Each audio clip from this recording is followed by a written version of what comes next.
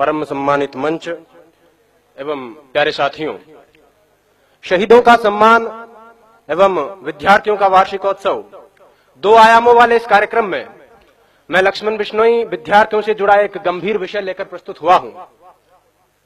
विचारों की अभिव्यक्ति में कहीं कोई त्रुटि हो तो क्षमा करें। मान्यवर, भीगती मसों और फूलती नसों के दिनों में अपने घर से सैकड़ों किलोमीटर दूर एक छोटे से 10 बाई 10 के कमरे में निपट अकेला बैठकर रो रहा एक किशोर अपने मन मस्तिष्क में चल रहे झंझावातों चक्रवातों को झेल रहा होता है, अपनी मनस्थिति को कोस रहा होता है। किसी छोटे बड़े सपने के खत्म हो जाने के कारण हर वक्त खुद को हीन समझ रहा होता है और उसके बाद वो एक ऐसा फैसला लेता है जिसे लेने का उसे कोई हक नहीं है। मान्यवर, वो एक खत लिखकर छोड़ता है, फिर इस दुनिया को छोड़ देता है। वो अपने आखिरी खत में लिखता है कि मेरे पास दूसरा कोई विकल्प नहीं बचा था, यही एकमात्र समाधान है, मैं आत्महत्या कर रहा हूं, मुझे माफ करना। और यह कहकर वो मर जाता है। मेरा आज का विषय उस आखिरी खत का जवाब है कि आत्महत्या कोई समाधान नहीं है। मान्यवर, सोचिए, जरा सोचिए, किसी कमरे में एक पंखे से एक रस्सी बंधी हुई है, उस पर एक लड़का लटक रहा है, उसके निर्जीव शरीर के निर्बल और शक्तिहीन हाथ पैर हवा में झूल रहे हैं, आंखें फटी हुई है, गर्दन की नसें टूट चुकी है और गालों पर आंसू की कुछ बूंदें सूखकर जमी हुई है। मान्यवर, वो लड़का एक बार के लिए तो मर गया, लेकिन उसकी फटी हुई आंखें उसकी मां का फटा हुआ कलेजा बनकर जिंदा रहेंगी। उसकी गर्दन की टूटी हुई नसें उसके बाप के दिल के टूटे हुए वो तार बनेंगी जो अब कभी झंकृत नहीं होंगे। गालों पर सूख चुके आंसू के बूंदें उसकी बहन की आंखों से हरदम बहा करेंगी और उस निर्जीव शरीर के निर्बल और शक्तिहीन हाथ पैर जो हवा में झूल रहे हैं उसके भाई की हिम्मत को जिंदगी भर तोड़ा करेंगे। और एक अल्पकालीन आवेश के कारण लिया गया उसका यह निष्ठुर निर्णय उसके जैसे लाखों युवाओं को इस तथा कथित समाधान के लिए प्रेरित करेगा। मान्यवर, यह कैसा हल है? यह कैसा हल है जिसमें अपनों का बर्बाद होता हुआ कल है। खुदकुशी करने वाला इंसान खुद तो एक बार मर जाता है, लेकिन उसके यार दोस्त, उसके घर परिवार के लोग, उसके रिश्ते नाते के लोग बार बार मरा करते हैं। वो हर वक्त खुद को अपराधी समझते हैं और इस संतरास के कारण वो जीते जी मरे हुए के समान होते हैं। मान्यवर, मुझे यह विषय इसलिए उठाना पड़ा क्योंकि पिछले 2 साल में भारत में 4000, राजस्थान में 150, इस शहर में 9 और यहां तक कि इस महाविद्यालय में 5 विद्यार्थी खुदकुशी कर चुके हैं, जिनमें से 3 मेरे अजीज मित्रों में शामिल थे।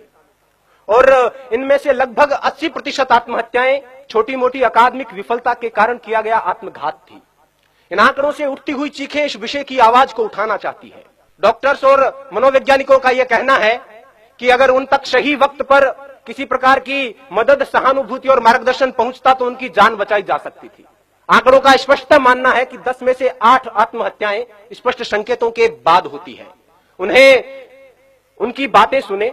हमारे आसपास में हमारा यह नैतिक दायित्व बनता है कि जो हमारे आसपास में मानसिक तनाव से, मानसिक दबाव से ग्रसित लोग हैं, उनकी बातें सुने, उन पर विश्वास जताएं, उनकी हिम्मत बढ़ाएं। आत्महत्या मनचाही मौत नहीं है, यह अनचाही मौत है। मरना उन्हें भी अच्छा नहीं लगता, लेकिन घबराकर एक क्षणिक आवेश में यह निर्णय ले लिया जाता है। उन्हें यह बताएं कि यह कोई समाधान नहीं है। अब तो घबराकर यह कहते हैं कि मर जाएंगे, मरकर भी चैन नहीं मिला तो किधर जाएंगे। सही वक्त पर उन तक पहुंचाया गया मानसिक प्रोत्साहन उनकी जान बचा सकता है।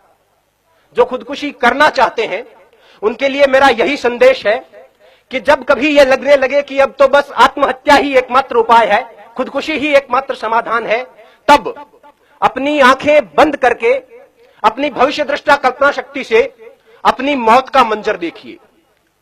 अगर सफेद कफन ओढ़कर जमीन पर पड़ी अपनी लाश के पास शुद्ध बुद्ध खोकर बेहोश हो चुके अपने मां बाप, रोती कलपती बहनें और दहाड़े मारकर चीखता भाई नजर आ जाता है तो उनके होठों के तबस्सुम को अपने जीने का बहाना बना लेना।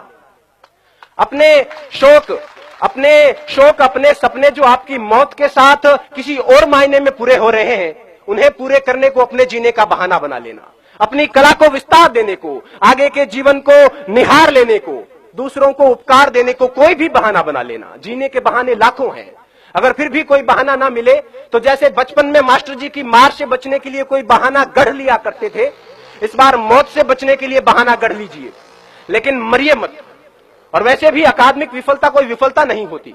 विश्व नायक माने जाने वाले लोग कभी अपने अकादमिक क्षेत्र में सफल नहीं हो पाए थे। जिंदगी यहीं तक नहीं है, सफलता का पैमाना सिर्फ यही नहीं है।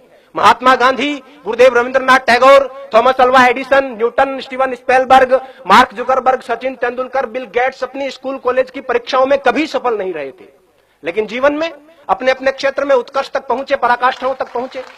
अतः छोटी मोटी विफलताओं को दिल से न लगाएं, छोटे मोटे सपनों के पीछे जीवन बर्बाद न करें। गोपाल दास नीरज जी की पंक्तियां हैं कि छिप छिप अश्रु बहाने वालों, छिप छिप अश्रु बहाने वालों, मोती व्यर्थ लुटाने वालों, कुछ सपनों के मर जाने से जीवन नहीं मरा करता है। सपना क्या है? सपना क्या है? नयन सेज पर सोया हुआ आंख का पानी, और उसका टूटना जूं जागे कच्ची नींद जवानी। गीली उम्र बनाने वालों, डूबे बिना नहाने वालों, कुछ पानी के बह जाने से सावन नहीं मरा करता है। चंद खिलौने खो जाने से बचपन नहीं मरा करता है। कुछ दीपों के बुझ जाने से आंगन नहीं मरा करता है। कुछ मुखड़ों की नाराजी से दर्पण नहीं मरा करता है। कुछ सपनों के मर जाने से जीवन नहीं मरा करता है। जय हिंद, जय भारत, वंदे मातरम।